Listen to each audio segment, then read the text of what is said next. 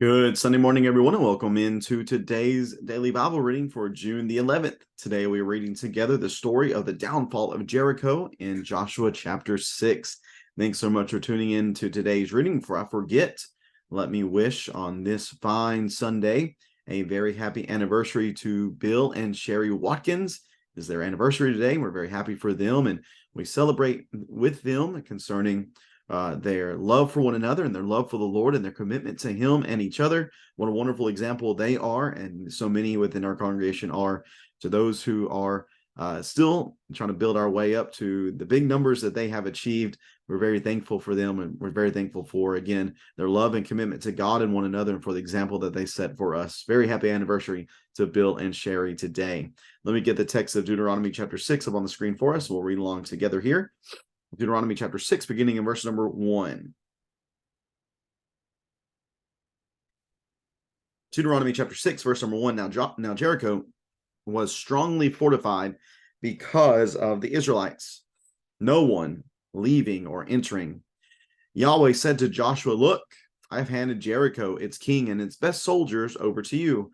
March around the city with all the men of war, circling the city one time. Do this for 6 days. Have 7 priests carry 7 ram's horn trumpets in front of the ark. But on the 7th day, march around the city 7 times while the priests blow the ram's horns. When there is a prolonged blast of the horn and you hear it sound, have all the troops give a mighty shout. Then the city wall will collapse and the troops will advance, each man straight ahead." So Joshua son of Nun summoned the priests and said to them, "Take up the ark of the covenant and have 7 priests carry 7 ram's horns in front of the ark of Yahweh." He said to the priests, "Move forward, march around the city, and have 7 armed men go ahead of the ark of Yahweh." After Joshua had spoken to the troops, 7 priests carrying 7 ram's horns before Yahweh moved forward and blew the ram's horns. The ark of Yahweh's covenant followed them. While the ram's horns were blowing, the armed men went in front of the priest who blew the ram's horns, and the rear guard went behind the ark. But Joshua had commanded the troops, "Do not shout or let your voice be heard. Don't let one word come out of your mouth until the time I say shout. Then you are to shout." So the ark of Yahweh was carried around the city, circling it once. They returned to the camp and spent the night there. Joshua got up early the next morning. The priests took the ark of Yahweh. The 7 priests carrying 7 ram's horns marched in front of the ark of Yahweh. While the ram's horns were blowing, the armed men went in front of them. The rear guard went behind the ark of Yahweh. On the 2nd day, they marched around the city once and returned to the camp. They did this for 6 days. Early on the 7th day, they started at dawn and marched around the city 7 times in the same way. That was the only day they marched around the city 7 times. After the 7th time, the priests blew the ram's horns, and Joshua said to the troops, "Shout, for Yahweh has given you the city." But the city and everything in it are to be set apart to Yahweh for destruction. Only Rahab the prostitute and everyone with her in her house will live, because she hid the messengers we sent. But keep yourselves from the things set apart, or you will be set apart for destruction. If you take any of those things, you will be set apart. You will set apart the camp of Israel for destruction and make trouble for it. For all the silver and gold and the articles of bronze and iron are dedicated to Yahweh and must go into Yahweh's treasury. So the troops shouted, and the ram's horns sounded. When they heard the blast of the ram's horns, the troops gave a great shout, and the wall collapsed. The troops advanced into the city, each man straight ahead, and they captured the city. They completely destroyed everything in the city with a sword, every man and woman, both young and old, and every ox, sheep, and donkey. Joshua said to the 2 men who had scouted the land, "Go to the prostitute's house and bring the woman out of there, all who were with her, just as you swore to her." So the young men who had scouted went in and brought out Rahab and her father, mother, brothers, and all who belonged to her. They brought out her whole family and settled them outside the camp of Israel. They burned the city and everything in it, but they put the silver and gold and the articles of bronze and iron into the treasury of Yahweh's house. However, Joshua spared Rahab the prostitute, her father's family, and all who belonged to her, because she hid the messengers Joshua had sent to spy on Jericho, and she still lives in Israel today. At that time, Joshua imposed this curse. The man who undertakes the rebuilding of the city, Jericho, is cursed before Yahweh. He will lay its foundation at the cost of his firstborn. He will finish its gates at the cost of his youngest. And Yahweh was with Joshua, and his fame spread throughout the land. And that is Joshua chapter 6. Again, if you've grown up in the pews, this is probably a familiar story to you, the marching around of Jericho and conquering Jericho.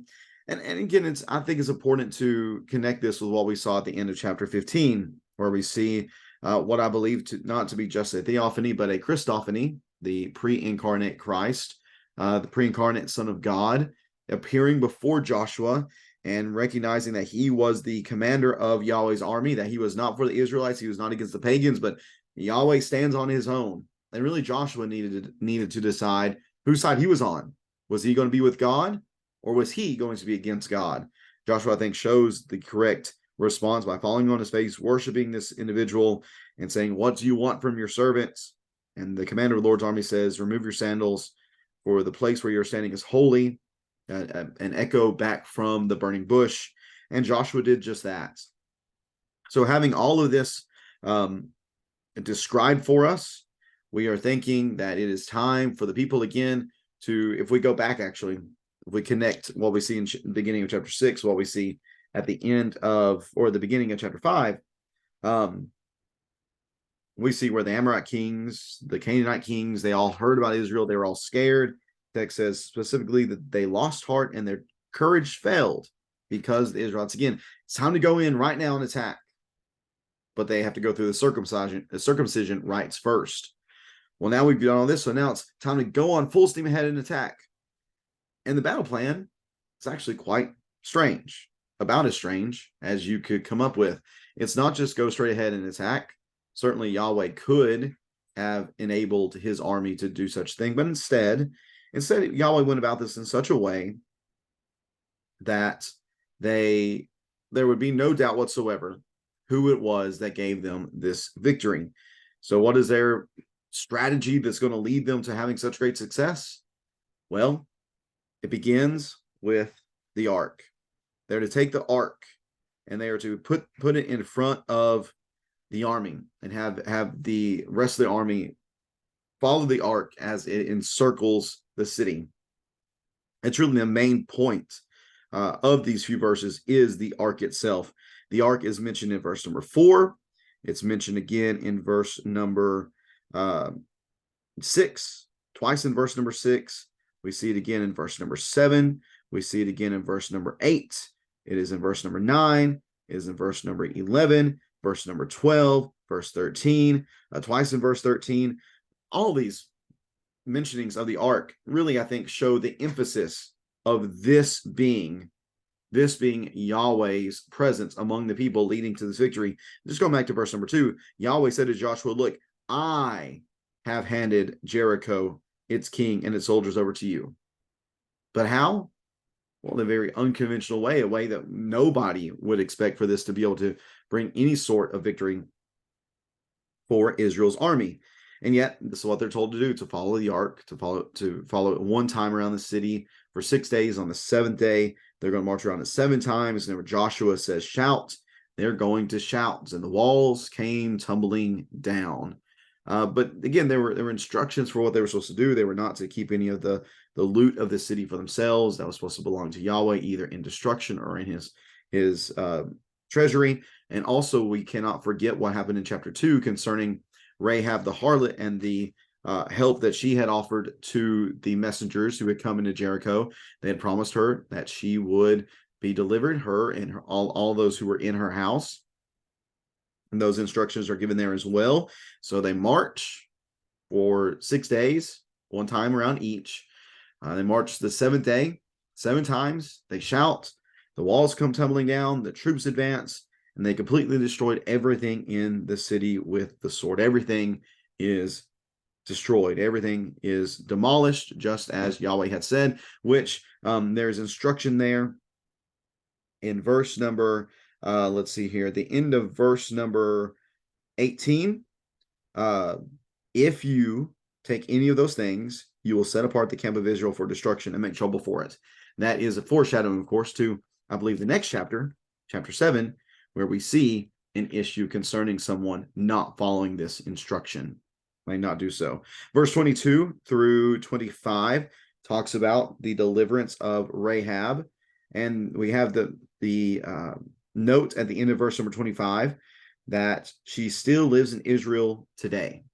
That could mean that this was written during the time of Rahab herself still being alive, or it could also have reference to her descendants living in Israel during the time that Joshua was written. The final note we'll see in verse 26 is that one of the final notes here is that Jericho was a stand as a monument, basically, that it was not to be rebuilt. In fact, anybody who rebuilt it would have a curse upon them, which somebody end up does rebuilding it in 1 Kings 16, verse 34.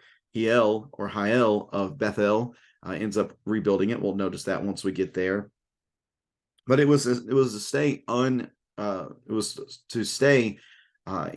destructed state, in a defeated state, in a similar way to the memorial stones that were talked about in the previous chapter, or a couple of chapters ago. Let's see here. That would be chapter 5, right? I believe so. If I get my pages undone. Let's see. Chapter 4. Chapter 4 talked about the memorial stones being set up to remind the people of God helping them to cross the Jordan on dry ground, their own Red Sea moment. Well, Jericho would stand in the same way. It would stay there in a destroyed state as a reminder of what God can do, especially showing his power in the fact that they marched around the city and then the walls came tumbling down. Verse 27, Yahweh was with Joshua and his fame spread throughout the land.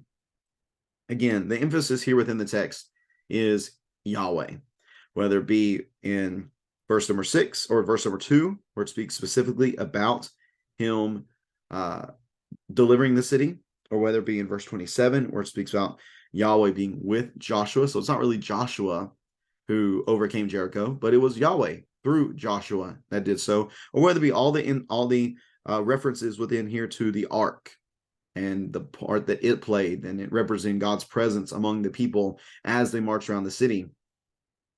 All this just goes to show that what they accomplished because of God.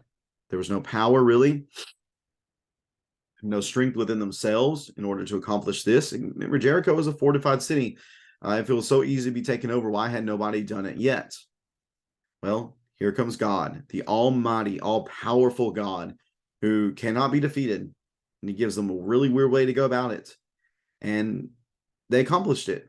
But they accomplished it because they believed and they obeyed and they did it. That really is the recipe and the pattern for success with Israel, is their faithfulness. Whenever God gave them a command, if they follow that command, good things happen. But again, that foreshadowing from verse 18, when they didn't do that, well, things didn't go so well. So let's keep that in mind today. Let's keep in mind just the reality of following God's commands, knowing that they are for our good, and that if we will obey them, we will be blessed in a tremendous way. May we trust God, even whenever it might seem strange to trust him, even though whenever it might be the difficult thing to do, may we trust him and enjoy his blessings in our lives. Thank you so much for tuning into this reading on this Sunday. Hope you have a great rest of your Sunday, especially as we get ready to gather here in just a little bit for our Bible studies and our worship assembly.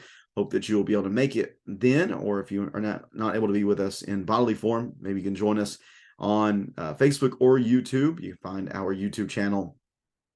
Just search Loudoun Church of Christ and it'll pop up, or you can find us on Facebook as well at Loudoun Church of Christ.